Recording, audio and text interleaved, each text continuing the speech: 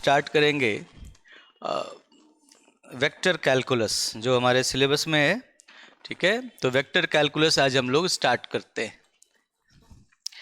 Vector calculus आप लोगों ने ग्रेजुएशन में पढ़ा होगा कभी न कभी, है ना। तो उनसे रिलेटेड कॉन्सेप्ट्स हैं वेक्टर कैलकुलस। ठीक है, बेसिक जो वेक्टर अलजेब्रा के कॉन्सेप्ट्स हैं, 11th-12th के कॉन्सेप्ट्स हैं, वैसे तो वो अपने सिलेबस में नहीं है और ये मानकर चला जाता है कि वो आप जानते होगे, बट फिर भी मैं थोड़ा सा एक बेसिक आपको आइडिया या एक बार रिवीजन करवा देता हूँ उन बेसिक फॉर्मूलों का और उन बेसिक चीज़ों का जिनका आपको इसमें यूज करना होगा। ठीक है, सो सबसे पहले तो वेक्टर किसे कहते हैं और स्केलर किसे कहते हैं। तो वेक्टर क्या होता है? A physical quantity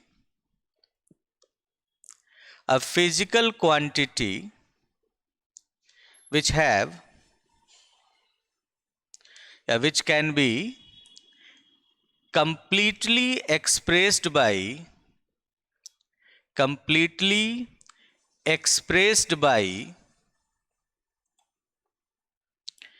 magnitude and direction.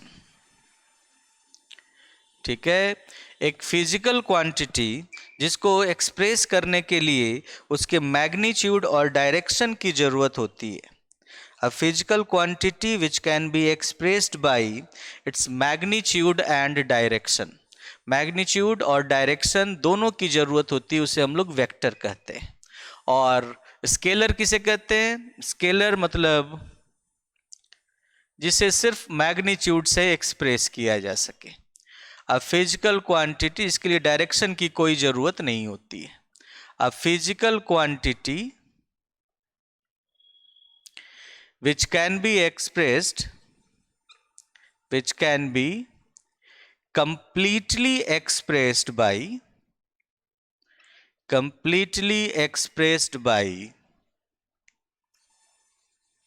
its direction, जो उसके डायरेक्शन से completely expressed by its magnitude, जो उसके मैग्नीट्यूड से कंप्लीटली एक्सप्रेस किया जा सकता है। ठीक है, जिसको एक्सप्रेस करने के लिए सिर्फ मैग्नीट्यूड की जरूरत है और किसी चीज की जरूरत नहीं है। मैग्नीट्यूड से अगर आप उसे एक्सप्रेस कर सको तो वो स्केलर कहलाता है, और जिसको एक्सप्रेस करने के लिए मैग्नीट्यूड और डायरेक्शन दोनों की जरूरत होती है वो वेक्टर कहलाता है। ठीक है, फिजिकल क्वांटिटीज है, इसलिए वेक्टर के एग्जांपल्स में आपको डिस्प्लेसमेंट दिखेगा, फोर्स दिखेगा, जबकि स्केलर में आपको वर्क दिखेगा, स्केलर में आपको एनर्जी दिखेगी, स्केलर में आपको डिस्टेंस दिखेगा। तो ये सब स्केलर क्वांटिटीज हैं। ठीक है, सो वेक्टर एंड स्केलर। अब नोटेशन क्या होता है? देखो, किसी एक वेक्टर को जब आप डिनोट करते हो तो एक वेक्टर ए, उसके ऊपर एरो लगा देते हैं। उसको हम लोग दो पार्ट में ब्रेक करते हैं, एक तो उसका मैग्नीट्यूड होता है और दूसरा उसका डायरेक्शन होता है। ठीक है, मॉड ऑफ ए वेक्टर जो है वो मैग्नीट्यूड कहलाता है। ये वेक्टर हो गया, तो वेक्टर को एक्सप्रेस करने के लिए दो चीजों की जरूरत होती है ना, एक इसका मैग्नीट्यूड हो गया, मैग्नीट्यूड, और दूसरा हो गया डायरेक्शन, मैग्नीट्यूड एंड डायरेक्शन। तो किसी भी वेक्टर को एक्सप्रेस करने के लिए दो चीजों की जरूरत होती है, मैग्नीट्यूड की और डायरेक्शन की। मैग्नीट्यूड जो है वो स्केलर क्वांटिटी है, ठीक है, और डायरेक्शन है ये वेक्टर वाला पार्ट है, ठीक है, जिससे ये वेक्टर बनता है। अच्छा, तो ये नोटेशन हो गया, वेक्टर को डिनोट करने का ये तरीका है।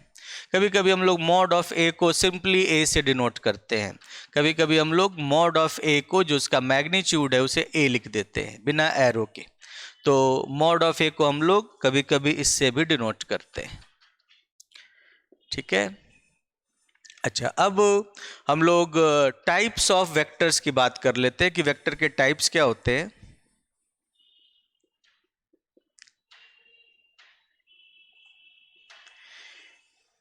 टाइप्स ऑफ वेक्टर्स में सबसे पहला टाइप है जीरो वेक्टर।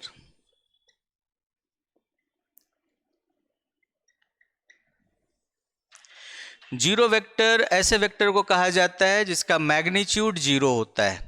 ठीक है, ऐसे वेक्टर को कहा जाता है जिसका मैग्नीट्यूड जीरो होता है। ठीक है, सो अ वेक्टर ऑफ मैग्नीट्यूड या a vector having zero magnitude, a vector having zero magnitude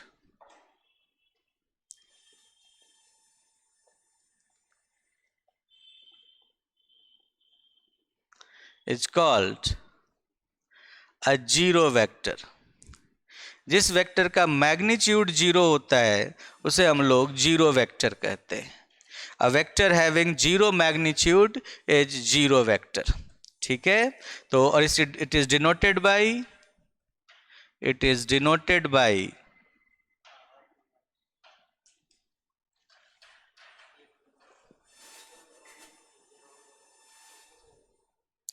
आवाज आ रही है आपके पास क्लियर?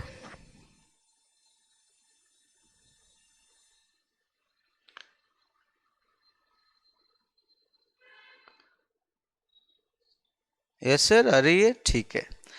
तो वीडियो और ऑडियो में कोई दिक्कत नहीं है ना, दोनों चीजें क्लियर है। A vector having zero magnitude is called a zero vector. It is denoted by zero के ऊपर ऐसे एरो लगा दो, जीरो वेक्टर। तो जीरो के ऊपर एरो लगा दिया और जीरो वेक्टर का मैग्नीट्यूड जीरो होता है। ठीक है, अगर ज्योमेट्रिकली देखो तो जीरो वेक्टर का मतलब एक पॉइंट होता है।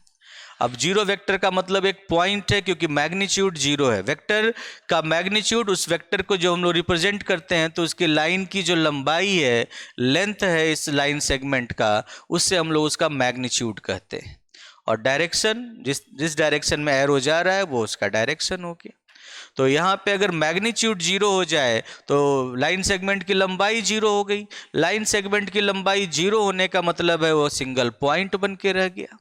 तो इसीलिए जीरो वेक्टर का मैग्नीट्यूड जीरो होता है, जिस कारण से इसका डायरेक्शन आप नहीं बता सकते। अब सिंगल पॉइंट का डायरेक्शन कैसे बता पाओगे? एक सिंगल पॉइंट है तो सिंगल पॉइंट का डायरेक्शन बताने का कोई मतलब है ही नहीं। कैसे बता सकते हो कि पॉइंट का डायरेक्शन क्या है? कम से कम दो डिस्टिंक्ट पॉइंट्स होते तो कहाँ से शुरू होकर किस डायरेक्शन में कहाँ जा रहा है पता चलता। सिंगल पॉइंट है तो डायरेक्शन डिटरमाइन नहीं किया जा सकता। इसीलिए the direction of zero vector is not defined। Direction of zero vector is not defined. Zero vector का डायरेक्शन आप डिफाइन नहीं कर पाते क्योंकि वो एक पॉइंट बन जाता है। ठीक है, second one is unit vector. Second one is unit vector. Unit vector ऐसे वेक्टर को कहा जाता है जिसका मैग्नीट्यूड वन हो। ठीक है, a vector is said to be unit vector if its magnitude is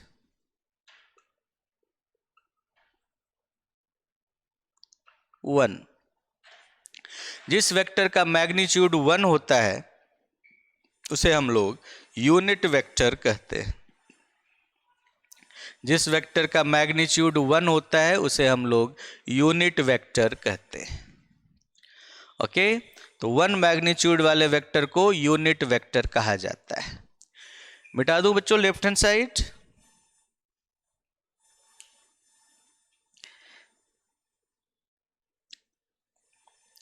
left hand side लिख लिया हो आप लोगों ने तो मिटा दूं? Yes, okay.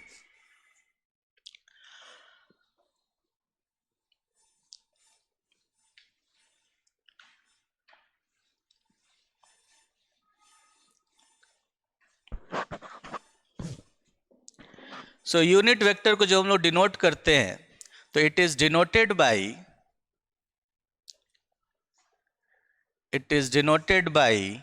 A cap. एक वेक्टर के ऊपर ऐसे कैप लगा देते हैं, तो it is denoted by A cap, तो ये यूनिट वेक्टर कहलाता है।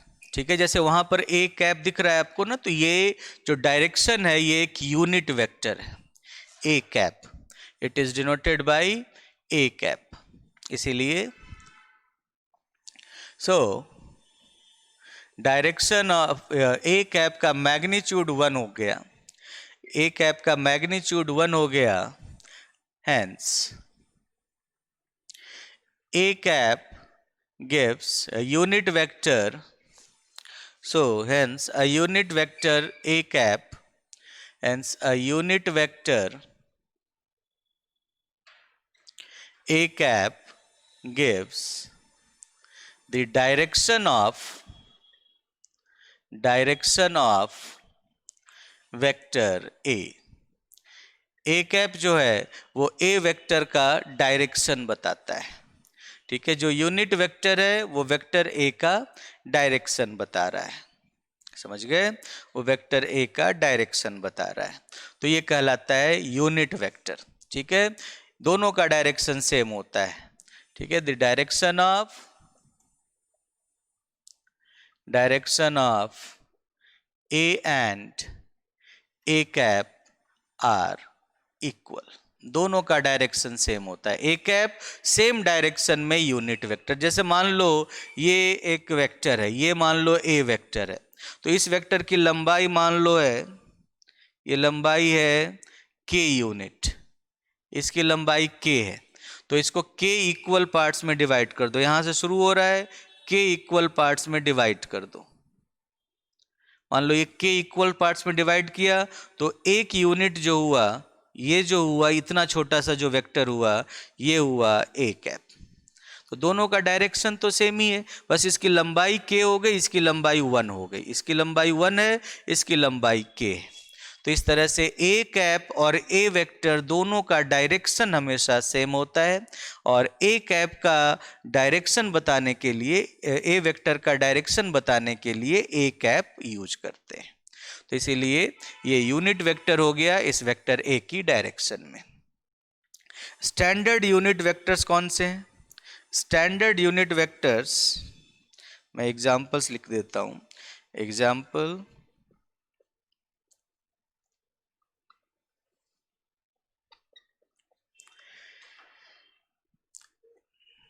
the unit vector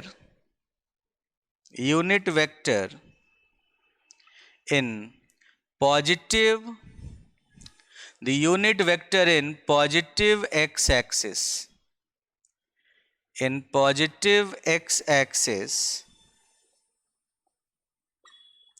is I cap। ठीक है, unit vector in positive x axis is I cap. दूसरा, the unit vector in direction of positive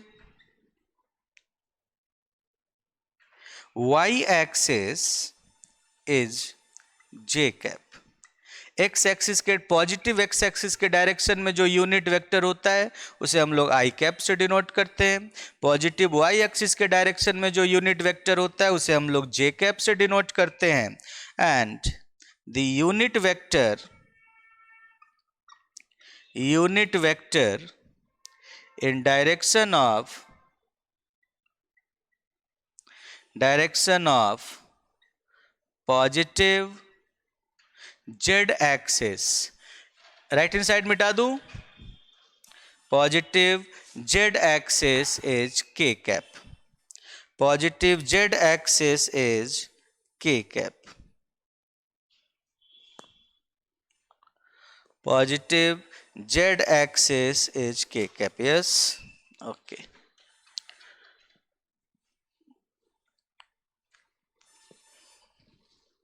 direction of positive z axis is K cap. तो इस तरीके से आप देख सकते हो कि ये 3 स्टैंडर्ड यूनिट वेक्टर्स हुए, बाकी किसी भी डायरेक्शन में आप यूनिट वेक्टर्स निकाल सकते हो। ठीक है, unit vector unit vector corresponding to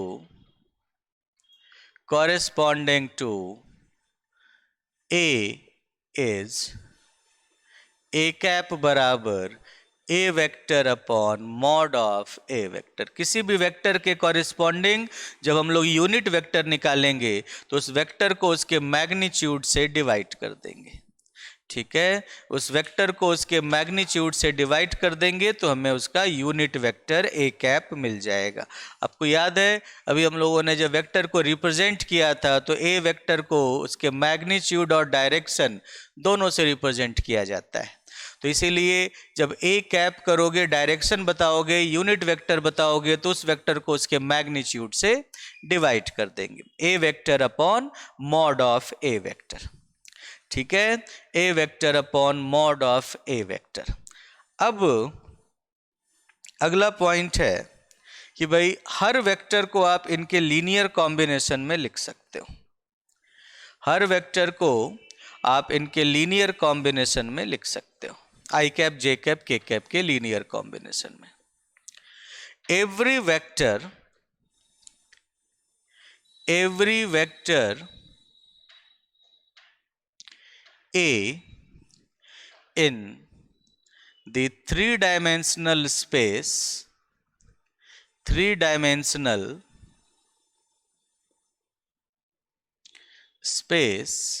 जो अपना स्पेस है थ्री डायमेंशन का।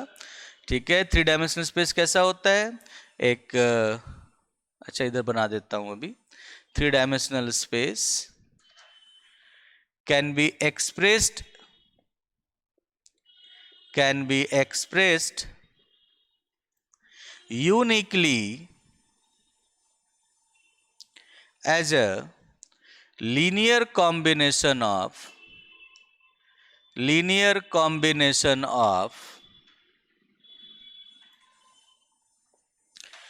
can be expressed uniquely as a linear combination of I cap, J cap and K cap। I cap, J cap and K cap, her vector को आप इन तीनों के linear combination में लिख सकते हो, हर वेक्टर को। ठीक है, और कैसे लिख सकते हो? एज A वेक्टर बराबर A1 I cap plus A2 J cap plus A3 K cap. A1 I cap plus A2 J cap plus A3 K cap, where A1 is X component of A vector, A2 is Y component of A vector, A3 is Z component of A vector. Her vector को आप आई cap, j cap, k cap के linear combination में लिख सकते हो। देखो वैसे तो हम लोग लीनियर अलजेब्रा पढ़ेंगे, बट सिंस आप लोगों ने बेसिक लीनियर अलजेब्रा डेफिनेटली पढ़ रखा होगा, क्योंकि लीनियर अलजेब्रा मतलब नेट वेट के प्रिपरेशन के टाइम पे पढ़ा होगा आपने। ठीक है, तो आप देख सकते हो यहाँ पे क्लियरली कि अगर आपका स्पेस थ्री डायमेंशनल स्पेस है, अगर आपका स्पेस थ्री डायमेंशनल स्पेस है तो मतलब एक तरह का एक वेक्टर स्पेस है जिसका डायमेंशन थ्री है। थ्री डायमेंशन का ये एक वेक्टर स्पेस है, थ्री डायमेंशनल स्पेस। तो जब ये थ्री डायमेंशन का वेक्टर स्पेस है तो कोई भी तीन लीनियरली इंडिपेंडेंट वेक्टर्स का सेट होगा वो इसका एक बेसिस बन जाएगा। कोई भी तीन लीनियरली इंडिपेंडेंट वेक्टर्स का सेट इसका बेसिस बन जाएगा।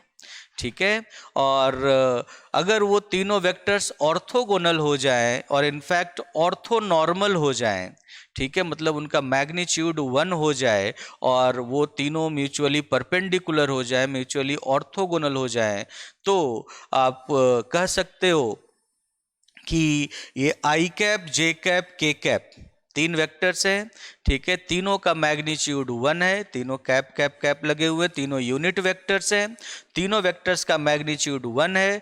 एक एक्स एक्सिस के डायरेक्शन में है, पॉजिटिव एक्स एक्सिस के, दूसरा उसके परपेंडिकुलर वाई एक्सिस के डायरेक्शन में है, तीसरा इन दोनों के परपेंडिकुलर जेड एक्सिस के डायरेक्शन में है। तो इसका मतलब तीनों 1 मैग्नीट्यूड वाले ऑर्थोगोनल वेक्टर्स हैं। इसका मतलब तीनों ऑर्थोनॉर्मल वेक्टर्स हैं।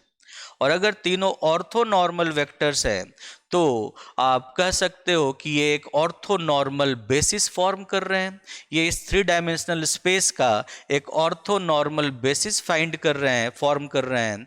और इस कारण से इस 3 डायमेंशनल स्पेस के हर वेक्टर को आप इन तीनों वेक्टर्स के लीनियर कॉम्बिनेशन में एक्सप्रेस कर सकते हो, क्योंकि डायमेंशन भी 3 है और ये बेसिस फॉर्म कर रहे हैं। तो इस स्पेस के हर वेक्टर को आप इनके लीनियर कॉम्बिनेशन में यूनिकली एक्सप्रेस कर सकते हो। तीनों ऑर्थोनॉर्मल बेसिस फॉर्म कर रहे हैं, ठीक है। इसीलिए कोई भी वेक्टर दिया गया होगा, और हम लोग 3 डायमेंशनल स्पेस में ही काम करते हैं, अपने पास x axis y axis z axis ही होता है, ठीक है। वेक्टर अलजेब्रा में या वेक्टर कैलकुलस में अपने पास 3 ही डायमेंशन होते हैं, एक्स एक्सिस वाई एक्सिस और जेड एक्सिस का स्टैंडर्ड जो एक्सिस होते हैं इस टाइप का होता है। ये मान लो एक्स एक्सिस हो गया, ये वाई एक्सिस हो गया, ये जेड एक्सिस हो गया, positive x axis, positive y axis, positive z axis. Otherwise ये इधर ऐसे निकल जाएगा, ये नेगेटिव वाला पार्ट हुआ, लेकिन पॉजिटिव वाला ये हुआ। तो इस एक्सिस के डायरेक्शन में मान लो यूनिट वेक्टर इतना है, इस एक्सिस के डायरेक्शन में मान लो यूनिट वेक्टर इतना है, इस एक्सिस के डायरेक्शन में मान लो यूनिट वेक्टर इतना है। तो ये हो गया आई कैप, ये हो गया जे कैप, ये हो गया के कैप। तो आई cap j cap k cap. अब हर वेक्टर को, ये इस स्पेस के हर वेक्टर को आप इनके लीनियर कॉम्बिनेशन में एक्सप्रेस कर सकते हो। इस स्पेस के हर वेक्टर को आप इनके लीनियर कॉम्बिनेशन में एक्सप्रेस कर सकते हो। इक्वलिटी, इससे आप निकाल सकते हो equality of 2 vectors. 2 vectors equal कब होंगे? 2 वेक्टर्स इक्वल कब होंगे? तो 2 वेक्टर्स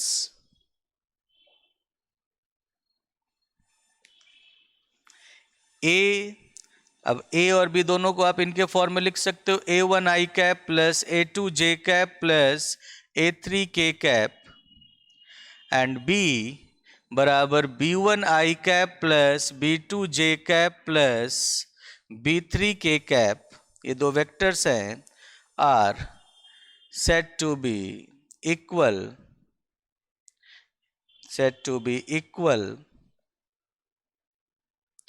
if दोनों इक्वल कब होंगे? जब उनके कंपोनेंट्स आपस में इक्वल होंगे। If A1 equals to B1, A2 equals to B2 and A3 equals to B3। जब तीनों ही कंपोनेंट्स आपस में इक्वल होंगे तब ये दोनों वेक्टर्स इक्वल वेक्टर्स कहलाएंगे, अदरवाइज ये वेक्टर्स इक्वल वेक्टर्स नहीं कहलाएंगे।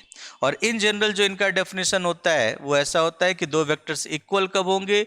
जब उनका मैग्नीट्यूड भी इक्वल हो और उनका डायरेक्शन भी इक्वल हो। 2 ही कंपोनेंट्स होते हैं वेक्टर में, मैग्नीट्यूड एंड डायरेक्शन। तो इसीलिए मैग्नीट्यूड और डायरेक्शन अगर दोनों इक्वल होंगे तो वेक्टर्स इक्वल वेक्टर्स कहलाएंगे। दोनों वेक्टर्स इक्वल हो जाएंगे तो that is A and B are equal vectors if A and B are equal vectors if पहला उनका मैग्नीट्यूड सेम हो, मॉड ऑफ A बराबर मॉड ऑफ B हो जाए, एंड उनका डायरेक्शन सेम हो, दैट मीन्स A कैप बराबर B cap हो जाए। तो दोनों इक्वल वेक्टर्स होंगे अगर उनका मैग्नीट्यूड सेम होगा और उनका साथ साथ डायरेक्शन भी सेम होगा, ठीक है। और कंपोनेंट वाइज करें तो इनको इक्वलिटी चेक करें तो इनके कंपोनेंट्स आपस में इक्वल होंगे, ठीक है। किसी वेक्टर का मैग्नीट्यूड आप निकाल सकते हो इस तरीके से, ठीक है। यदि if A is equal to A1 I cap plus A2 J cap plus A3 K cap हो। अगर A कोई वेक्टर हो A1 I cap plus A2 J cap plus A3 K cap, then mod of A बराबर क्या हो जाएगा, उस vector का मैग्नीट्यूड हो जाएगा root of A1 square plus A2 square plus A3 square. उस वेक्टर का मैग्नीट्यूड उनके कंपोनेंट के स्क्वायर्स के सम के बराबर होगा।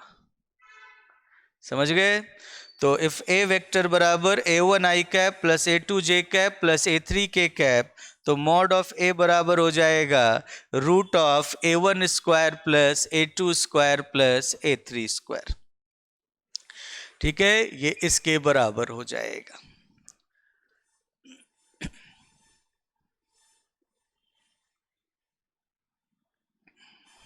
है ना? और मैग्नीट्यूड पता चल गया। सो ए कैप बराबर क्या हो जाएगा, तो A vector upon mod of A vector का, और मॉड यहां पे आप निकाल चुके हो, सो इसीलिए A1 अपॉन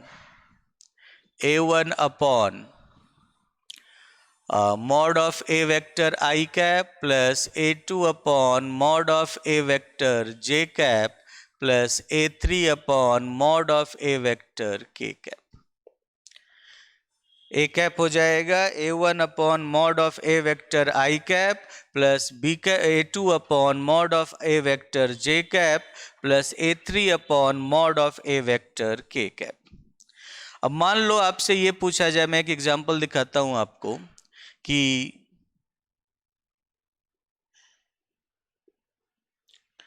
जैसे कि एग्जाम्पल देख सकते हो कि a vector of magnitude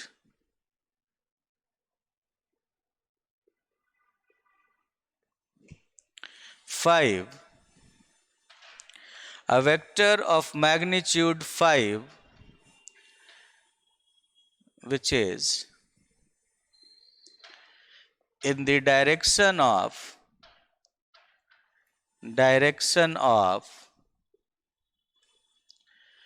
2I cap minus 3J cap plus 6K cap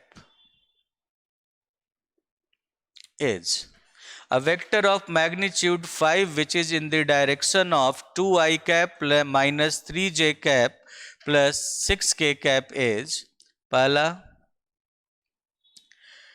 5 into 2I cap minus 3J cap plus 6K cap, दूसरा 5 into 2I cap minus 3J cap plus 6K cap upon 6, तीसरा 2I cap minus 3J cap plus 6K cap upon 7, और चौथा 5 into 2I cap minus 3J cap plus 6K cap upon 7। तो जैसे मान लो हमें एक vector find करना है जिसका मैग्नीट्यूड दिया गया है और उसका डायरेक्शन दिया गया है, दोनों चीज़ें दी गई हैं, तो हमें वेक्टर फाइंड करना है। तो हम लोग कैसे फाइंड कर पाएंगे उस वेक्टर को? तो यहाँ पे आप इसको इस तरीके से देख सकते हो कि सबसे पहले तो कहा जा रहा है कि किस वेक्टर के डायरेक्शन में निकालना है। तो मान लो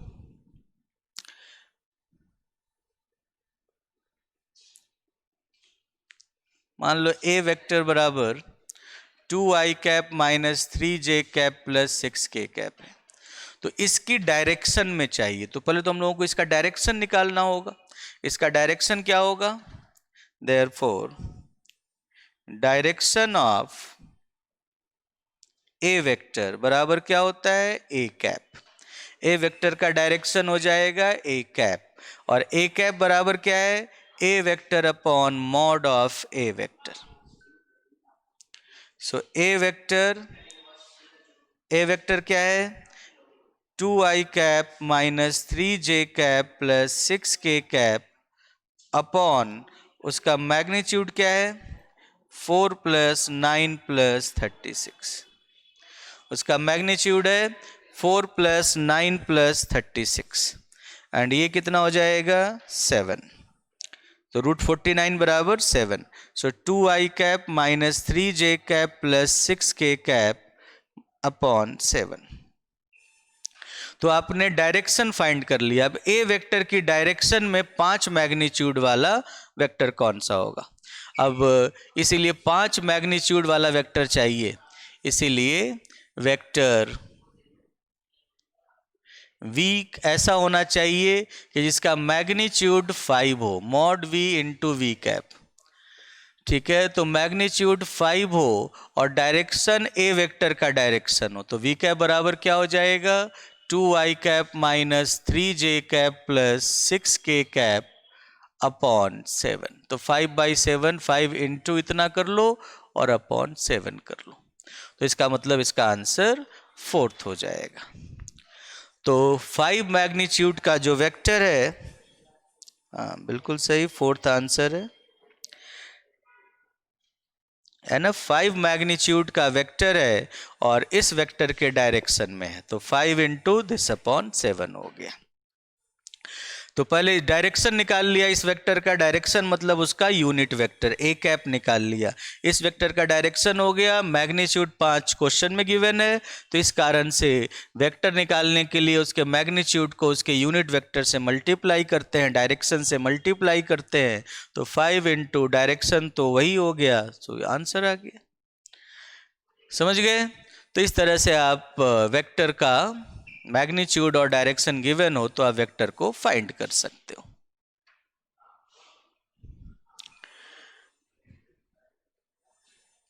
ये दूसरा एग्जाम्पल देख सकते हो।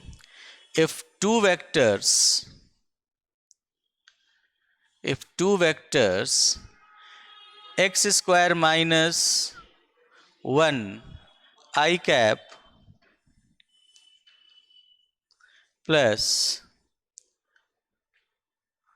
y square minus 3y plus 3j cap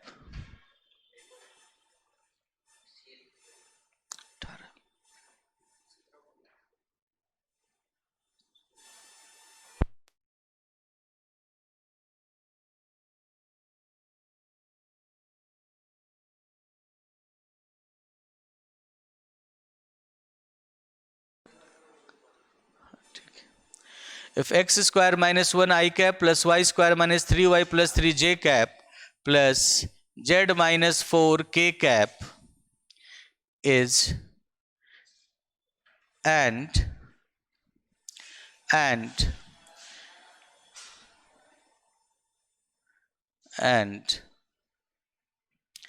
minus 3 I cap या 3 I cap plus j cap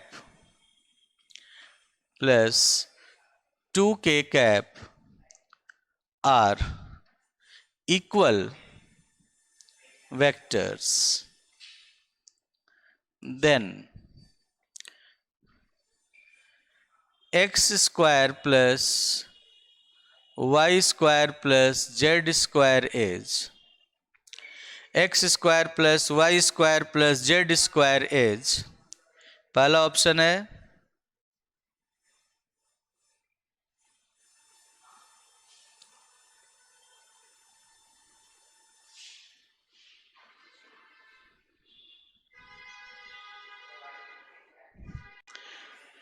41, दूसरा ऑप्शन है 49, तीसरा ऑप्शन है 50 और चौथा ऑप्शन है 40।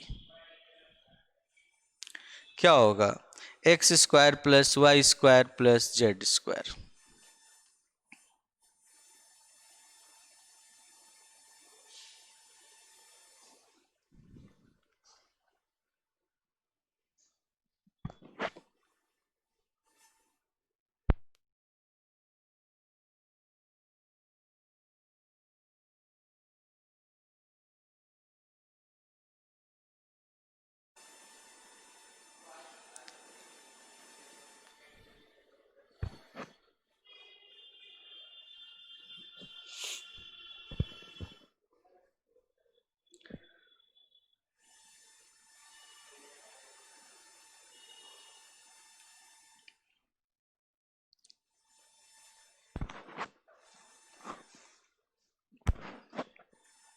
क्या हो जाएगा?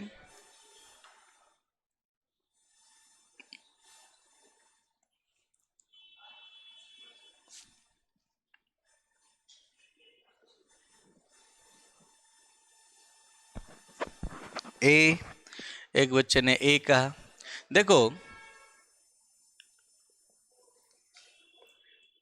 दो वेक्टर्स इक्वल कब होते हैं? जब उनके कंपोनेंट्स इक्वल होते हैं। तो x square minus one i cap plus y square minus three y plus three j cap plus z minus four k cap is equal to three i cap plus j cap plus two k cap.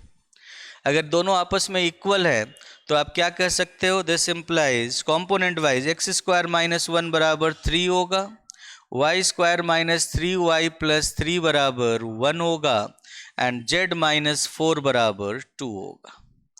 तो इससे आपको क्या मिलेगा? X square minus four equals to zero, y square minus three y plus two equals to zero and z minus six equals to zero and z minus six equals to zero. तो इससे आपको क्या मिला? x is equal to plus minus two, y equals to one comma two and z equals to six. Z equals to six. ठीक है, तो x, इसलिए x square equals to four, y square equals to one और four दोनों तरफ से हो सकता है, z square equals to 36। So x square plus y square plus z square के दो ऑप्शंस हैं। एक तो है 4 प्लस वन 5 प्लस 36 41, 41 तो दिख रहा है यहाँ पे, और दूसरा है 4 प्लस फोर 8 प्लस 36 44, लेकिन 44 नहीं दिख रहा है। तो इसीलिए अगर 44 भी होता तो दोनों ऑप्शंस करेक्ट हो जाते, बट 44 यहाँ नहीं दिख रहा है, इसलिए एक ही आंसर गलत सही होगा 41। ओके, तो इसका आंसर ए हो जाएगा 41। समझ गए आप लोग? इसका आंसर ए हो जाएगा 41। तो ये तो बात हुई इक्वलिटी और इनके बारे में, वेक्टर्स के बारे में। एक थर्ड टाइप का वेक्टर होता है जिसका नाम है, एक थर्ड टाइप का वेक्टर होता है, और इस चीज़ का आपको ध्यान रखना कि यहाँ पर आई cap j cap k cap में कोई खास बात नहीं है कि आई cap j cap k cap ही हो। कोई भी तीन ऑर्थोनॉर्मल बेसिस, कोई भी एक ऑर्थोनॉर्मल बेसिस बनाओगे तो उनके लीनियर कॉम्बिनेशन में सारे वेक्टर्स को यूनिकली लिखा जा सकता है। कोई भी ऑर्थोनॉर्मल बेसिस हम लोग कैसे बनाते हैं? इस तरीके से कि if a cap and b cap are two perpendicular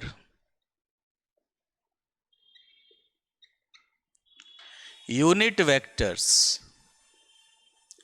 If a cap and b cap are two perpendicular unit vectors, then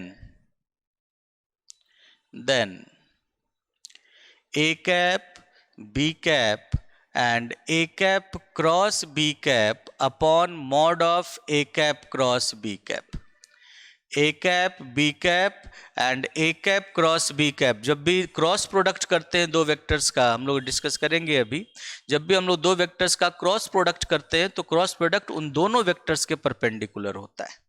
ठीक है, जो क्रॉस प्रोडक्ट होता है उन दोनों वेक्टर्स के परपेंडिकुलर होता है। तो ए और बी आपस में परपेंडिकुलर है और ए क्रॉस बी इन दोनों के परपेंडिकुलर है। अब ए कैप क्रॉस बी कैप का यूनिट वेक्टर होना कोई ज़रूरी नहीं है, तो इसलिए इसको यूनिट वेक्टर बनाने के लिए इसके मैग्नीट्यूड से हम लोग डिवाइड कर देते हैं। तब तीनों म्यूचुअली परपेंडिकुलर यूनिट वेक्टर्स हो गए, जैसे i cap j cap k cap थे। ठीक है, तो then this forms an orthonormal basis of space, three-dimensional space. So every vector x can be expressed uniquely as, every vector x can be expressed uniquely as, can be expressed uniquely as x vector बराबर x1 a cap plus x2 b cap plus x3 a cap cross b cap upon mod of a cap cross b cap. हर vector को आप इस तरीके से in general किन्हीं भी तीन इस टाइप के vectors a cap b cap and A cap cross b cap upon mod of A cap cross b cap के फॉर्म में यूनिकली एक्सप्रेस कर सकते हो। ठीक है, जैसे i cap j cap k cap है उसकी जगह पर कोई भी तीन इस टाइप के वेक्टर्स दिए जा सकते हैं। ठीक है, और उनमें आप इनको यूनिकली एक्सप्रेस कर सकते हो।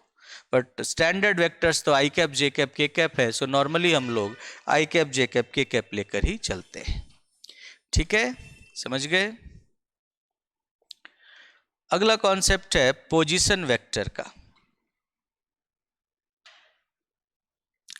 पोजीशन वेक्टर सही मायने में वेक्टर होता भी नहीं है, ये लोकलाइज्ड वेक्टर होता है। पोजीशन वेक्टर का एक पॉइंट जो होता है इनिशियल पॉइंट वो फिक्स्ड होता है ओरिजिन पे, और दूसरा पॉइंट जो होता है पूरे स्पेस में अलग अलग पॉइंट की तरफ जा रहा होता है। दूसरा जो एंड है वो अलग अलग पॉइंट की तरफ जा रहा होता है। तो इसको आप ऐसे समझ सकते हो कि इफ या late px, y, z be a point in three-dimensional space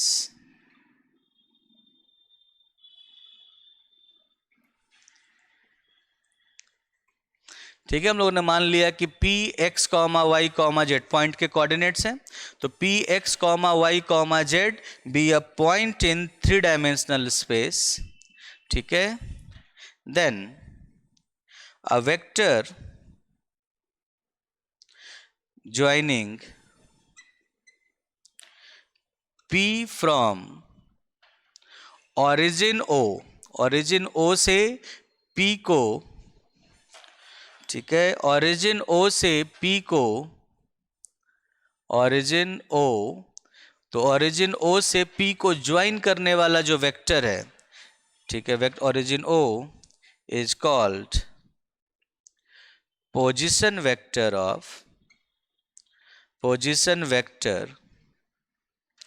of point P।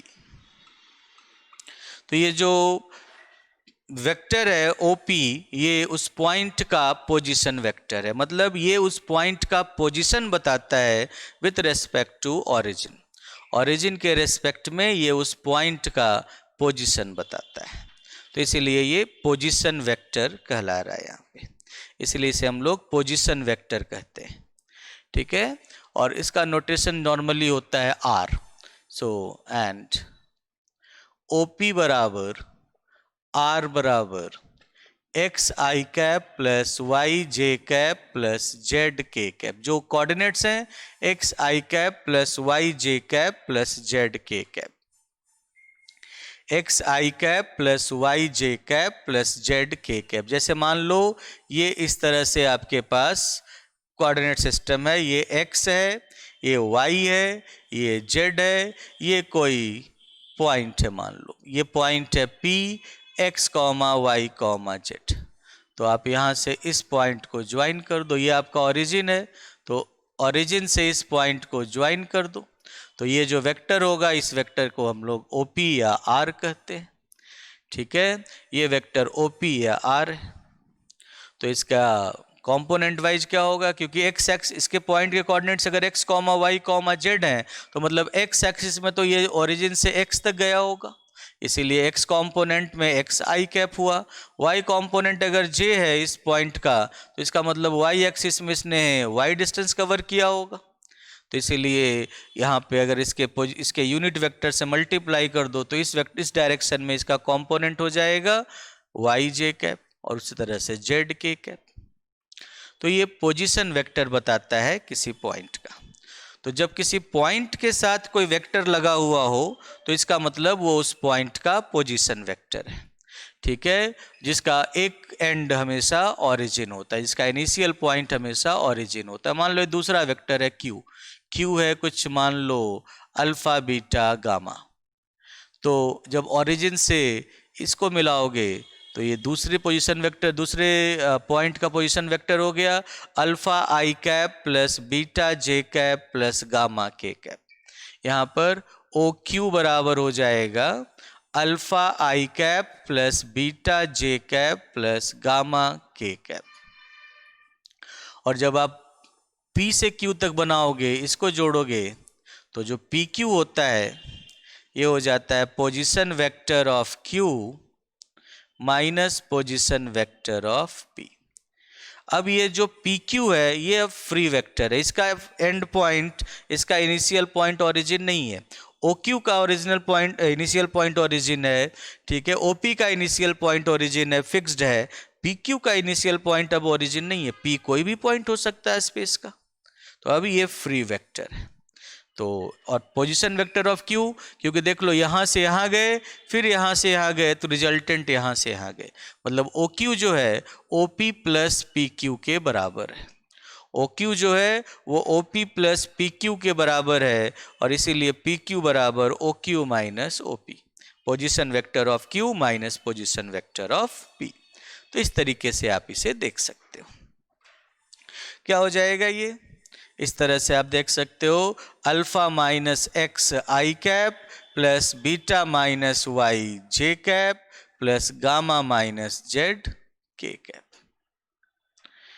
इस तरीके से आप इस वेक्टर पी क्यू को डिफाइन कर सकते हो, ठीक है। तो ये पोजीशन वेक्टर का कॉन्सेप्ट है, और पोजीशन वेक्टर से हम लोग फ्री वेक्टर कैसे बनाते हैं ये आपने समझा, ठीक है। पोजीशन वेक्टर क्या है और पोजीशन वेक्टर से फ्री वेक्टर कैसे फॉर्म किया, ये कॉन्सेप्ट है। अब हम लोग बात करते हैं different operations on defined on vectors, ठीक है। Operations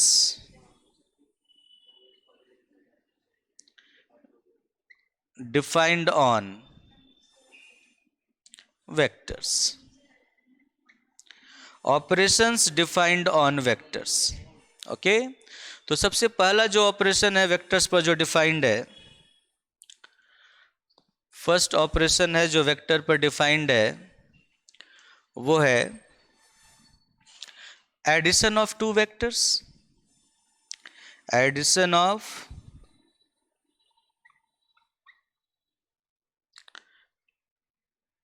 two vectors.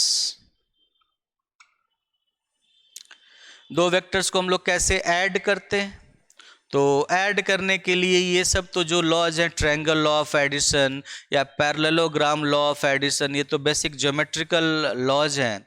बट हम लोग को जहाँ तक ज़रूरत है उसमें हम लोग क्या करते हैं, उनको कंपोनेंट वाइज ऐड करते हैं, ठीक है। 11th-12th में जब हम लोग पढ़ रहे होते हैं तो हमें इन टाइप के ज्योमेट्रिकल लॉज की भी ज़रूरत होती है, जैसे कि ट्रायंगल लॉ ऑफ एडिशन या parallelogram law of addition. But आगे हायर स्टडीज़ में, ग्रेजुएशन और उसके आगे में, हम लोगों को इन ज्योमेट्रिकल प्रॉपर्टीज़ की ज़रूरत नहीं होती है। तो इसीलिए हम लोग दो वेक्टर्स को ऐड कैसे करते हैं, तो उनको कंपोनेंट वाइज ऐड कर सकते हैं। इफ़ ए वेक्टर बराबर a1 I cap plus a2 J cap plus a3 K cap हो, ए वेक्टर बराबर a1 I cap plus a2 J cap plus a3 K cap हो, एंड बी वेक्टर बराबर b1 आई cap plus b2 जे cap plus b3 के cap हो। ए vector बराबर a1 I cap plus a2 J cap plus a3 K cap. आपने समझ ही लिया कि हर vector को, स्पेस के हर वेक्टर को आप इनके लीनियर कॉम्बिनेशन में लिख सकते हो। तो हम लोग अब इसी तरह से कंपोनेंट वाइज करके इनको, इन पे ऑपरेशन करेंगे। सो ए वेक्टर बराबर a1 I cap plus a2 J cap plus a3 K cap हो, बी वेक्टर बराबर b1 आई कैप प्लस b2 जे कैप प्लस b3 के कैप हो, देन a प्लस b जो होता है वो कंपोनेंट वाइज सम होता है। a1 प्लस b1 आई cap plus a2 plus b2 जे cap plus a3 plus b3 के कैप, कंपोनेंट वाइज सम होता है। a3 प्लस b3 के कैप, a1 प्लस b1 आई cap plus a2 plus b2 जे cap plus a3 plus b3 के cap. तो इस तरह से हम लोग इन्हें कंपोनेंट वाइज ऐड करते हैं। मिटा दूं right hand side?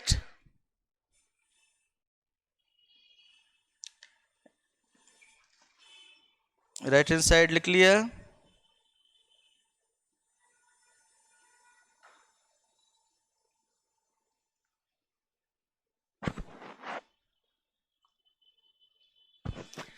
Yes.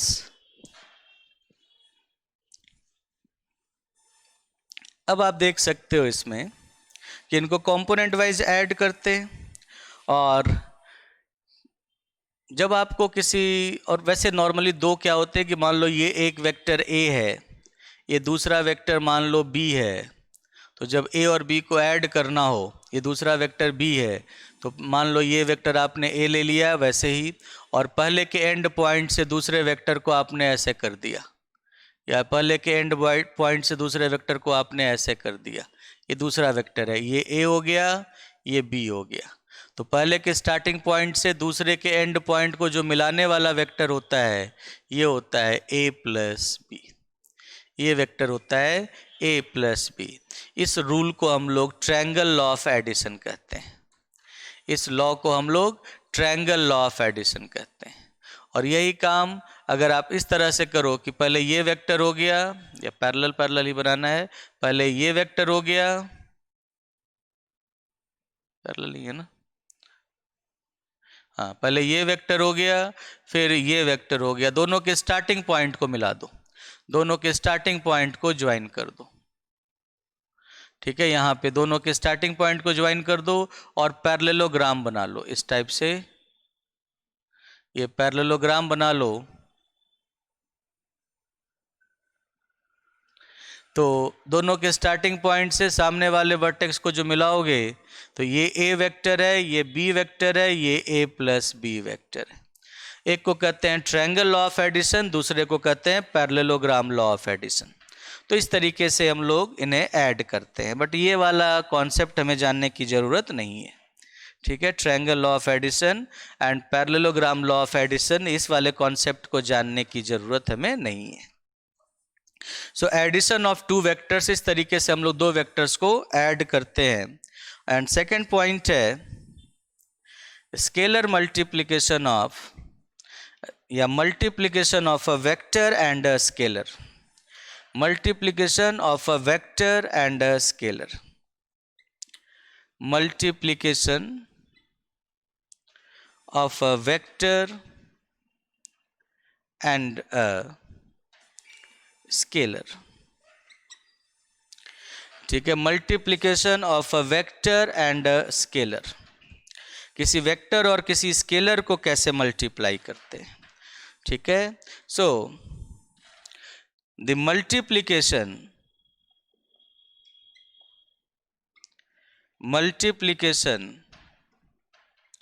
of a vector a बराबर a1 I cap plus a2 j cap plus a3 k cap and a scalar lambda belongs to R. The multiplication of a vector a बराबर a1 I cap plus a2 j cap plus a3 k cap and a scalar lambda belongs to R is a vector. इनको जब आप multiply करोगे तो result एक vector होगा lambda into a, is a vector lambda into a, जिसमें क्या होता है कि उस स्केलर लैम्डा को उस वेक्टर के तीनों कंपोनेंट से मल्टीप्लाई कर देते हैं। This is equal to lambda a1 I cap plus lambda a2 j cap plus lambda a3 k cap. इस तरीके से उस वेक्टर को उस स्केलर के तीनों कंपोनेंट से मल्टीप्लाई कर देते हैं और हमें एक वेक्टर मिलता है। वेक्टर क्यों मिलता है? क्योंकि इसमें आई cap j cap k cap तीनों दिख रहे हैं, है ना। आई cap j cap k cap तीनों दिख रहा है। और देख सकते हो हियर मैग्नीट्यूड क्या होगा लैम्डा ए वेक्टर का। तो लैम्डा इंटू ए वेक्टर का मैग्नीट्यूड निकालने के लिए क्या करोगे, root of lambda square a one square plus lambda square a two square plus lambda square ए3 स्क्वायर। यही मैग्नीट्यूड का फॉर्मूला है कि तीनों कंपोनेंट्स के स्क्वायर का सम कर दो और फिर उनका रूट निकाल लो। तो root of lambda square a1 square plus lambda square a2 square plus lambda square a3 square. और जब आप इनका रूट निकालोगे तो आपको क्या मिलेगा यहाँ पे, जब आप इनका रूट निकालोगे तो लैम्डा स्क्वायर कॉमन ले लो, तो this is equal to root of lambda square into root of a1 square plus a2 square plus a3 square. और आप जानते हो रूट ऑफ लैम्डा स्क्वायर बराबर होता है मॉड लैम्डा, रूट कभी नेगेटिव नहीं होता, तो रूट ऑफ लैम्डा स्क्वायर बराबर मॉड ऑफ लैम्डा होता है। और root of a1 square plus a2 square plus a3 square बराबर मॉड ऑफ a वेक्टर। इसीलिए लैम्डा इंटू ए वेक्टर का जो मैग्नीट्यूड होता है वो mod of lambda into mod of A vector होता है। और इस कारण से direction, therefore direction of lambda a vector बराबर लैम्डा ए वेक्टर का कैप कर दो, बराबर क्या हो जाएगा, तो lambda a vector upon mod of lambda a vector, ऐसा ही हो जाएगा। तो इस तरह से आप देख सकते हो कि ये बन जाता है lambda upon mod lambda into a vector upon mod of A vector. अब लैम्डा अपॉन मॉड लैम्डा क्या होता है, लैम्डा अपॉन मॉड लैम्डा एक तरीके से सिग्नम फंक्शन हो गया ना, ठीक है, लैम्डा नॉन जीरो रहा तब तक। तो ये लैम्डा अपॉन मॉड लैम्डा इसकी वैल्यू या तो ए कैप होगी या lambda upon mod lambda into a cap, ये इस टाइप से हो जाएगा। अगर लैम्डा पॉजिटिव है तो ये 1 होगा और लैम्डा नेगेटिव है तो ये -1 होगा। सो direction of lambda into a vector बराबर ए कैप, मतलब direction of A vector if lambda is positive and this is equal to minus of a cap if lambda is negative। Lambda positive होगा, किसी positive real number से multiply करोगे तो दोनों का direction same होगा, और नेगेटिव रियल नंबर से मल्टीप्लाई करोगे तो डायरेक्शन जस्ट ऑपोजिट होगा, ठीक है। तो उस केस में डायरेक्शन ऑपोजिट होगा। तो इस तरह से जब भी हम लोग किसी वेक्टर को किसी स्केलर से मल्टीप्लाई करते हैं तो जो रिजल्टेंट मिलता है वो भी उसी लाइन पर वेक्टर होता है, उसी लाइन पर होता है। डायरेक्शन या तो सेम हो सकता है या तो जस्ट ऑपोजिट हो सकता है। इसीलिए two vectors a and b are collinear, मतलब सेम ही लाइन पर होंगे, कोलिनियर होंगे, collinear if there exists lambda belongs to R such that lambda बराबर such that कोई भी एक वेक्टर बराबर लैम्डा इंटू दूसरा वेक्टर ए बराबर लैम्डा बी। तो दो वेक्टर्स कोलिनियर कब होते हैं, सेम लाइन पर कब होते हैं, जब एक वेक्टर का स्केलर मल्टीपल दूसरा वेक्टर हो जाए, ठीक है। तो ये केस होता है कोलिनियर होने का, ठीक है, स्केलर मल्टीप्लिकेशन का ये कॉन्सेप्ट है। अब आप समझ सकते हो कि जब भी हम लोग वेक्टर स्पेस की बात करते हैं तो वेक्टर स्पेस में दो ही ऑपरेशन होते हैं, एक ऑपरेशन होता है एडिशन ऑफ वेक्टर्स और दूसरा होता है multiplication of a vector with a scalar. तो यहाँ पे इस वेक्टर में ये जो वेक्टर कैलकुलस वाला है, वेक्टर अलजेब्रा वाला वेक्टर है, इसमें देख लो, इसमें दोनों ऑपरेशन डिफाइंड है, प्रॉपरली डिफाइंड है, और आप देख सकते हो ये वेक्टर स्पेस के सारे कंडीशंस को सेटिस्फाई करता है। इसीलिए 3 डायमेंशन में जितने भी वेक्टर्स का कलेक्शन होता है वो एक वेक्टर स्पेस फॉर्म करता है, ठीक है, वो एक वेक्टर स्पेस फॉर्म करता है। Addition of two vectors and multiplication of a vector and a scalar, इन दोनों डेफिनेशंस के बाद, दोनों ऑपरेशंस के बाद, set of all vectors in a 3 dimensional space forms a vector space, ठीक है। इसी को जनरलाइज करके वेक्टर स्पेस का कॉन्सेप्ट बनाया गया क्योंकि उन सारे कंडीशंस को सेटिस्फाई करता है। ओके, तो ये इनकी कुछ बेसिक प्रॉपर्टीज देख लो।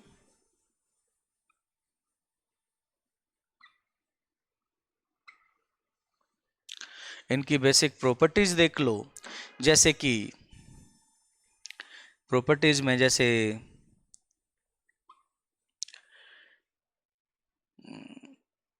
m into a plus b is equal to m a plus m b, m plus n into a बराबर m a plus n a. ठीक है, m into n into b या a vector, या ऐसे कर लो m into n into a vector बराबर mn into a vector which is equal to n into m into a vector. ठीक है, m into n into a vector बराबर mn into a vector बराबर n into m into a vector.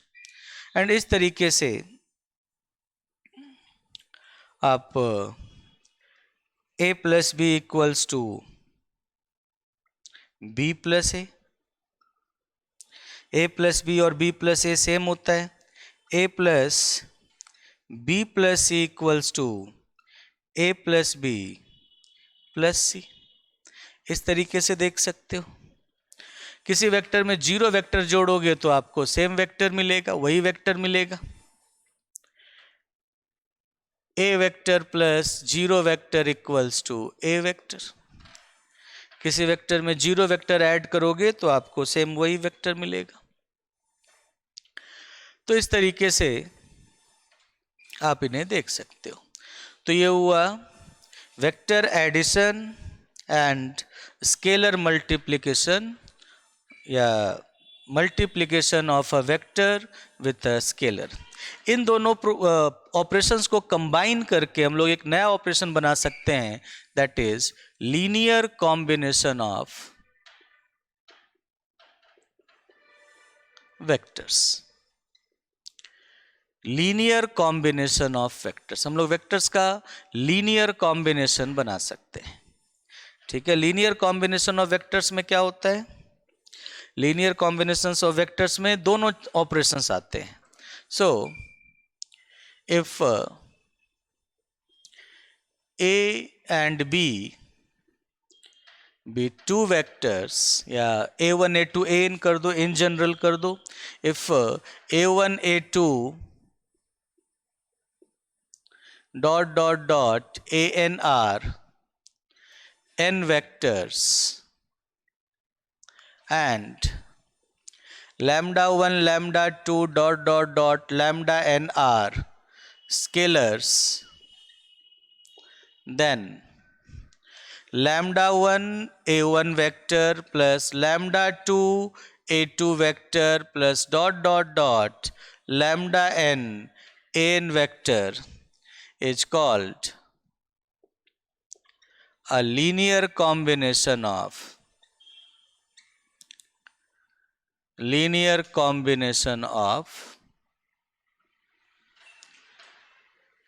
is called a linear combination of a1 a2 an। इसे हम लोग इन vectors का linear combination कहते हैं। इसे इन वेक्टर्स का लीनियर कॉम्बिनेशन कहा जाता है। आप देख ही रहे हो ये वेक्टर स्पेस फॉर्म करता है, तो आप इन वेक्टर्स का लीनियर कॉम्बिनेशन बना सकते हो। So lambda 1 lambda 2 dot dot dot lambda n scalars हो गए, a1 a2 dot dot dot an vectors हो गए। अच्छा, आपको पता है कि इन वेक्टर्स का जो लीनियर कॉम्बिनेशन होगा वो इन पे डिपेंडेंट होगा, और अगर डिपेंडेंट नहीं होगा तो फिर वो लीनियरली इंडिपेंडेंट होगा, मतलब लीनियर कॉम्बिनेशन में नहीं आएगा, वो लीनियरली इंडिपेंडेंट होगा। तो यहाँ से हम लोग इस कॉन्सेप्ट को लेकर आते हैं जो हम लोगों ने वेक्टर स्पेस या लीनियर अलजेब्रा में पढ़ रखा होता है, linear dependence and linear independence of vectors. Linear dependence and linear independence of vectors. ठीक है, so linear dependence and independence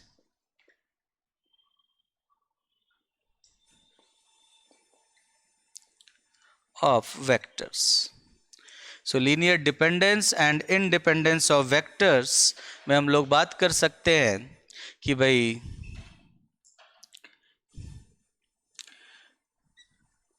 vectors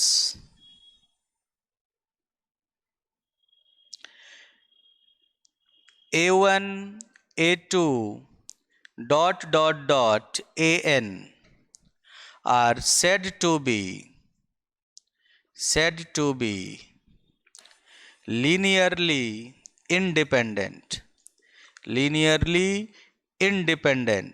independent कब कहलाते हैं? li। ठीक है, इन वेक्टर्स को लीनियरली इंडिपेंडेंट कब कहा जाता है? if for या if whenever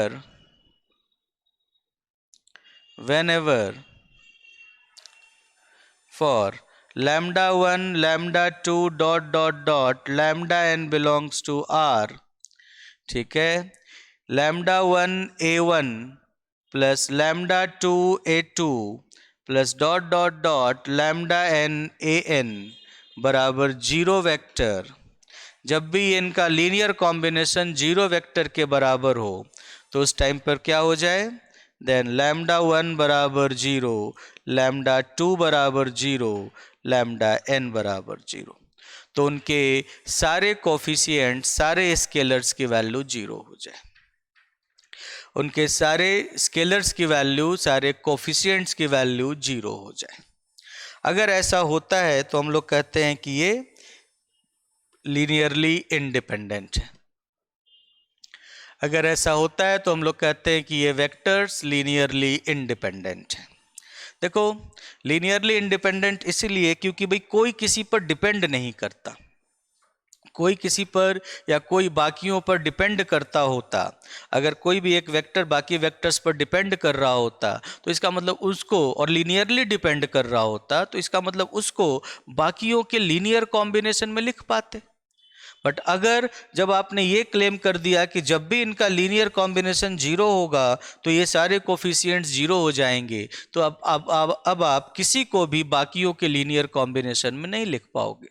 देखो, होता क्या है कि जब आपके पास ऐसा कोई इक्वेशन है कि lambda 1 a1 vector plus lambda 2 a2 vector plus dot dot dot lambda n an vector बराबर जीरो वेक्टर, ऐसा कोई इक्वेशन आपके पास दिया हुआ है, तो अगर आप किसी भी एक को, मान लो आप a2 को लिखना चाहते हो बाकियों के लीनियर कॉम्बिनेशन में, तो जब भी आप a2 को लिखना चाहोगे बाकियों के लीनियर कॉम्बिनेशन में तो a2 को लेफ्ट में रखोगे और बाकियों को राइट में लेकर चले जाओगे, तो आपको मिलेगा minus lambda 1 a1 vector minus lambda 3 a3 vector minus dot dot dot lambda n an vector minus में आ जाएगा। और फिर a2 वेक्टर बराबर minus lambda 1 upon lambda 2 a1 vector minus lambda 3 upon lambda 2 a3 vector minus dot dot dot lambda n upon lambda 2 an vector, ऐसे लिख पाओगे। अगर आप a2 को इनके लीनियर कॉम्बिनेशन में लिखना चाहते हो या अगर आप लिख पाओगे तो ये आपको इंश्योर करना पड़ेगा, ये गारंटी देनी पड़ेगी कि a2 का कोफिशिएंट जीरो नहीं है, क्योंकि a2 का कोफिशिएंट नॉन जीरो होगा तभी आप उस कोफिशिएंट से राइट हैंड साइड में सबको डिवाइड कर पाओगे। देखो, ये एक तरह से कहो कि ब्रह्म वाक्य है, ये बिल्कुल यूनिवर्सल ट्रुथ है कि जीरो से आप डिवाइड नहीं कर सकते, आर में जीरो से आप डिवाइड नहीं कर सकते। तो इसीलिए अगर ये कोफिशिएंट जीरो हो जाए तो आप इससे डिवाइड नहीं कर पाओगे, और अगर lambda 2 जीरो हो गया तो फिर a2 को आप बाकियों के लीनियर कॉम्बिनेशन में नहीं लिख सकते। a2 को आप बाकियों के लीनियर कॉम्बिनेशन में सिर्फ और सिर्फ तभी लिख सकते हो जब lambda 2 जीरो ना हो। ठीक है, और जैसे ही lambda 2 जीरो हो जाएगा तो अब आप a2 को बाकियों के लीनियर कॉम्बिनेशन में लिख ही नहीं सकते। और अगर हम लोग चाहते हैं कि सारे वेक्टर्स लीनियरली इंडिपेंडेंट हो तो हम लोग ये कहना चाहेंगे किसी को भी बाकियों के लीनियर कॉम्बिनेशन में नहीं लिख पाए। जब हम लोग ये चाहते हैं कि किसी को भी बाकियों के लीनियर कॉम्बिनेशन में ना लिख पाए तो हमें ये गारंटी देनी होगी कि सबका कोफिशिएंट जीरो। जब इनका लीनियर कॉम्बिनेशन जीरो है तो सबका कोफिशिएंट जीरो हो, तभी आप ये कह पाओगे कि आप किसी को भी बाकी किसी के भी लीनियर कॉम्बिनेशन में नहीं लिख पाओगे। जिस एक का भी कोफिशिएंट नॉन जीरो हो जाएगा, जैसे मैंने कहा कि वे बाकियों से कोई मतलब नहीं, अगर लैम्डा 2 भी नॉन जीरो हो गया, एक सिंगल कोफिशिएंट भी नॉन जीरो हो गया, तो फिर उस वेक्टर को आप बाकियों के लीनियर कॉम्बिनेशन में लिख दोगे। वो नॉन जीरो हो गया तो उससे डिवाइड करना पॉसिबल है, तो उधर जाकर डिवाइड कर दो, तब वो वेक्टर बाकियों के लीनियर कॉम्बिनेशन में लिखा जा पाएगा और तब वो लीनियरली डिपेंडेंट हो जाएगा।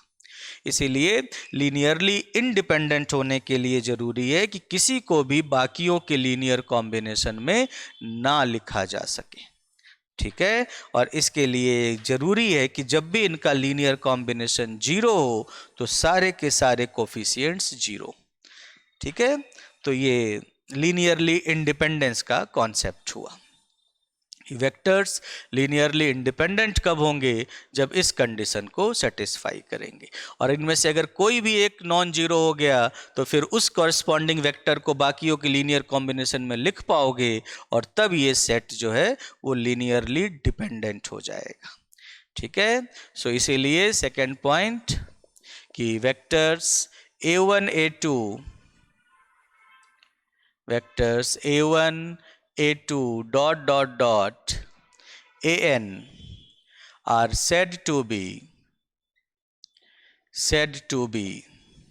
linearly dependent, are said to be linearly dependent, LD, linearly dependent if there exists lambda 1 lambda 2 dot dot dot lambda n belongs to R with at least one non-zero value,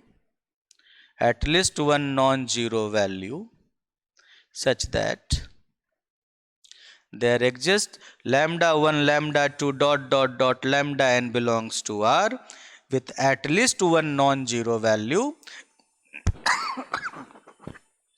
such that lambda 1 a1 plus lambda 2 a2 plus dot dot dot lambda n an बराबर 0, ठीक है। कम से कम एक non zero value, जो भी non zero value होगा कम से कम एक कहा जा रहा है, जो एक भी नॉन जीरो वैल्यू होगा उस वाले टर्म को लेफ्ट में रखेंगे, बाकियों को राइट में लेकर चले जाएंगे, और वो नॉन जीरो है इसलिए उसे डिवाइड कर पाएंगे, और फिर हम लोग उस वेक्टर को बाकियों के लीनियर कॉम्बिनेशन में लिख पाएंगे, इसीलिए फिर ये लीनियरली डिपेंडेंट हो जाता है। तो इसी कारण से ये वेक्टर्स, कब कोई वेक्टर्स का सेट लीनियरली इंडिपेंडेंट होगा और कब कोई वेक्टर्स का सेट लीनियरली डिपेंडेंट होगा, आप इस तरीके से फाइंड कर सकते हो, ठीक है। इस तरीके से आप इन्हें फाइंड कर सकते हो, जैसे कि आप इसको ऐसे देख सकते हो। सो फॉर एग्जाम्पल,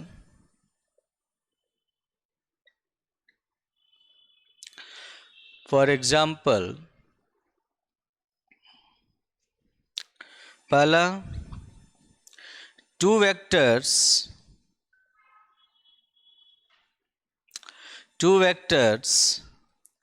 a बराबर a1 i cap plus a2 j cap plus a3 k cap and b बराबर b1 i cap plus b2 j cap plus b3 k cap are linearly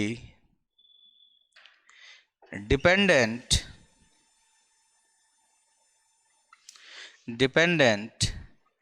if a1 upon b1 is equal to a2 upon b2 is equal to a3 upon b3। दो vectors a और b दोनों linearly dependent कब होंगे? जब a1 upon b1 बराबर a2 upon b2 बराबर a3 upon b3 हो जाए। है ना, a1/b1 equals to a2/b2 equals to a3/b3 हो जाए। जब ऐसा होगा तो दोनों वेक्टर्स लीनियरली डिपेंडेंट होंगे। तब आप एक को दूसरे के लीनियर कॉम्बिनेशन में, ठीक है, अब एक को दूसरे के लीनियर कॉम्बिनेशन में का मतलब, और इनका अगर रेशियो लैम्डा के बराबर है और ए वेक्टर बराबर लैम्डा इंटू बी वेक्टर, ए वेक्टर बराबर लैम्डा इंटू बी वेक्टर, अगर इस फॉर्म में लिख पाओ तो दोनों लीनियरली डिपेंडेंट हो जाएंगे। तो दोनों वेक्टर्स लीनियरली डिपेंडेंट हो जाएंगे। और लीनियरली इंडिपेंडेंट कब होंगे? जब भी इनका लीनियर कॉम्बिनेशन जीरो हो तो दोनों कोफिशिएंट्स जीरो होंगे। जब भी इनका लीनियर कॉम्बिनेशन जीरो होगा तो दोनों कोफिशिएंट्स लैम्डा 1 और लैम्डा 2 या लैम्डा और म्यू वो जीरो होंगे। ठीक है, दो वेक्टर्स की जगह तीन वेक्टर्स अगर आ जाए, 3 वेक्टर्स, या इसको आप ऐसे भी बोल सकते हो कि और 2 vectors A and B are linearly, 2 vectors A and B are linearly independent, दो वेक्टर्स ए और बी लीनियरली इंडिपेंडेंट कब होंगे?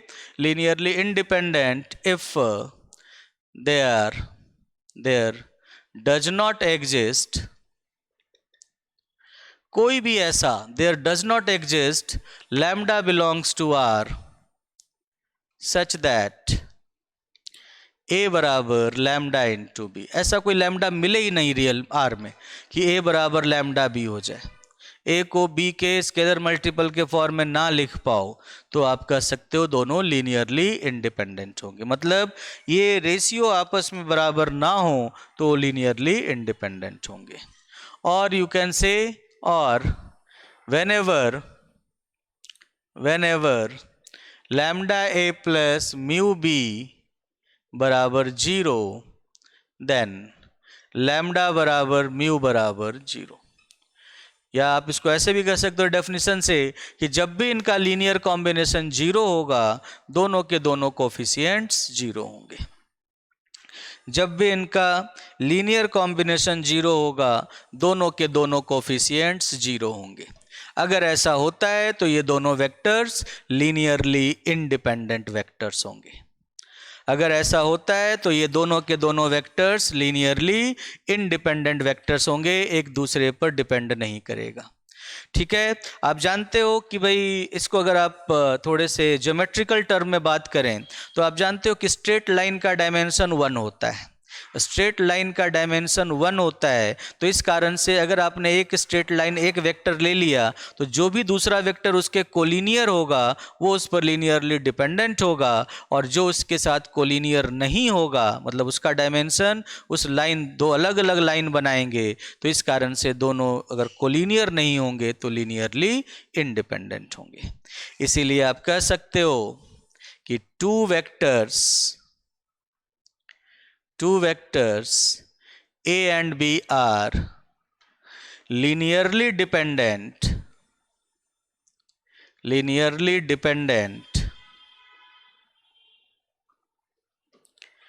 if and only if they are collinear vectors। जब तक वो एक लाइन पर होंगे तभी तक वो लीनियरली डिपेंडेंट होंगे, अलग अलग लाइन पर होंगे उनके लाइंस अलग अलग होंगे, ठीक है, तो वो लीनियरली इंडिपेंडेंट होंगे। सो कोलिनियर होंगे तो लीनियरली, दो वेक्टर्स कोलिनियर होंगे तो लीनियरली डिपेंडेंट होंगे, और कोलिनियर नहीं होंगे तो लीनियरली इंडिपेंडेंट होंगे। और कोलिनियर कैसे चेक करते हैं ये आप समझ गए, a1/b1 बराबर a2/b2 बराबर a3/b3। ठीक है, तो इस तरीके से आप इन्हें चेक कर सकते हो। दो वेक्टर्स, तीन वेक्टर्स की अगर बात करो तो 3 वेक्टर्स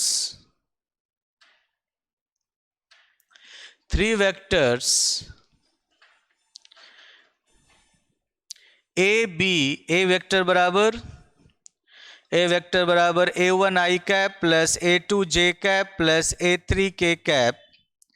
पहला वेक्टर A हो गया, A वेक्टर बराबर A1 I cap plus A2 J cap plus A3 K cap. B vector बराबर B1 I cap plus B2 J cap plus B3 K cap. And C vector बराबर C1 I cap plus C2 J cap plus C3 K cap. तीन vectors हैं, A vector, B vector, C vector are linearly dependent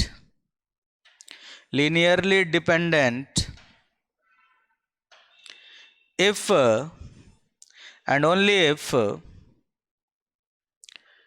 तीन vectors A vector, B vector, C vector, ये तीन vectors linearly dependent कब होंगे? if and only if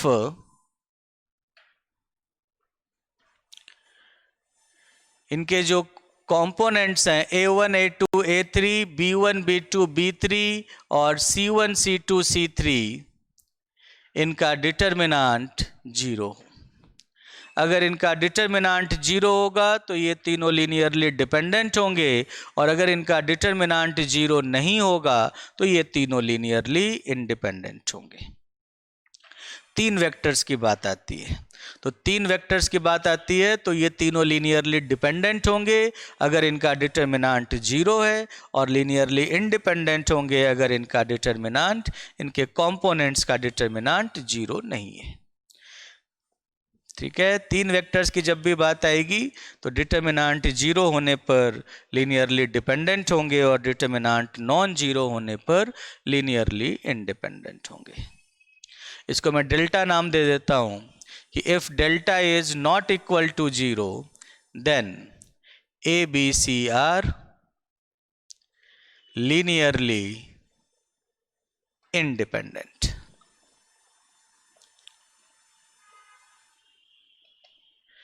A B C are linearly independent. ऐसा क्यों?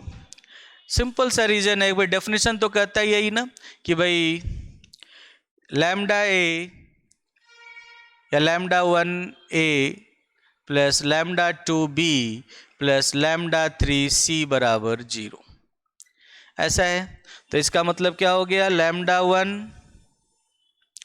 A1 plus lambda 2 B1 plus lambda 3 C1 I cap बराबर 0। तो vector अगर 0 वेक्टर के बराबर है तो ये 0 हो जाएगा। फिर lambda 1 A2 plus J component lambda 2 B2 plus lambda 3 C2 बराबर 0 and lambda 1 A3 plus lambda 2 B3 plus lambda 3 C3 बराबर 0। ठीक है, तो इस तरीके से ये एक homogeneous system of linear equation हो गया। और जैसे ही ये homogeneous system of linear equation हुआ तो इसके पास एक सॉल्यूशन तो 0 सॉल्यूशन हमेशा आना ही आना है। तो अगर इसके पास नॉन जीरो सॉल्यूशन आएगा, मतलब लैम्डा 1 लैम्डा 2 लैम्डा 3 की नॉन जीरो वैल्यू तभी पॉसिबल हो पाएंगे जब इसके पास इनफाइनाइटली मैनी सॉल्यूशंस होंगे। और उस टाइम पर इनका जो कोफिशिएंट मैट्रिक्स है A1 B1 C1 A2 B2 C2 and A3 B3 C3, जब इनके कोफिशिएंट मैट्रिक्स का डिटर्मिनेंट 0 होगा तभी इसके पास इनफाइनाइटली मैनी सॉल्यूशंस होंगे, दैट मीन्स नॉन जीरो या नॉन ट्रिवियल सॉल्यूशंस होंगे। और तभी आप कह सकते हो कि non trivial non zero lambda 1 lambda 2 lambda 3 मिल पाएंगे जिसके लिए ये लीनियरली, जिसके लिए ये 0 के बराबर हो जाए। ठीक है, अदरवाइज नहीं मिल पाएंगे। अगर यूनिक सॉल्यूशन होगा, अगर ये डिटर्मिनेंट नॉन जीरो होगा तो यूनिक सॉल्यूशन होगा, ये लास्ट लाइन है बता देता हूँ, यूनिक सॉल्यूशन होगा और इस कारण से ये आपको, ठीक है, सिर्फ और सिर्फ 0 सॉल्यूशन वैल्यू देगा और उस केस में ये लीनियरली इंडिपेंडेंट होंगे। तो लीनियरली डिपेंडेंट और इंडिपेंडेंट के लिए आपको बस ये रिजल्ट ध्यान रखना है कि लैम्डा अगर उनके कोफिशिएंट जो कंपोनेंट्स हैं उनका डिटर्मिनेंट 0 है तो लीनियरली डिपेंडेंट होंगे तीनों वेक्टर्स, और अगर उनका डिटर्मिनेंट नॉन जीरो है तो तीनों वेक्टर्स लीनियरली इंडिपेंडेंट होंगे। ठीक है, बाकी से कल कंटिन्यू करते हैं। अब ओंकार सर की क्लास होगी।